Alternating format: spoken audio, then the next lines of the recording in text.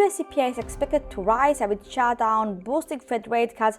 Japanese CPI may trigger Bank of Japan action as political shifts boost hike odds, and also oil prices drops to 6-month low on surplus fears.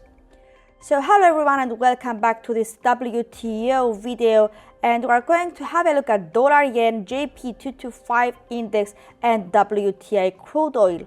So having a start from dollar yen, we can see that the price rebounded over the 50% Fibonacci retracement level of the down leg back from 158.86 to 139.85 at 149.40, and is currently fluctuating between the 150 to 151 rounded numbers, which looks to be a tough support area for traders.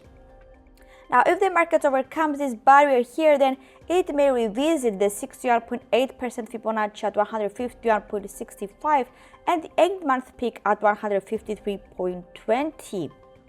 Even higher the price, it may boost the medium-term ascending tendency, testing the 78.6% Fibonacci at 154.80. However, in the negative scenario, if there is a slip beneath the 150 area and even lower the 149.40 support, then the price it may test the 50-day SMA at 148.40 and the 200-day SMA, which holds near this ascending trend line at 147.80. Looking at the technical oscillator down here, the stochastic posted a bullish crossover between its percentage K and percentage D lines near the oversold region, indicating that we may see some more upside movements in the market. However, the RSI is flattening but is still above the 50 area. And now turning to JP225, that we had a new record high at 49,140 earlier today, and it moved above the previous high at 48,900. Then the market it may visit the next round number of 50,000 area, which may be a strong obstacle for traders to overcome, and even lower the 261.8% Fibonacci extension level of 50,600 region, which is taken from this downward movement here from the peak at 38,000 to the lows at 30,400.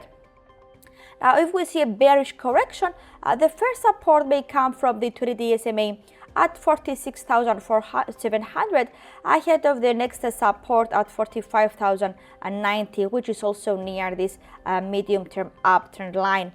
The MACD and the RSI are endorsing this bullish momentum in the market. The MACD is holding above its zero line and is also crossing above its trigger line, and the RSI is approaching the 70 region as it is pointing to the upside.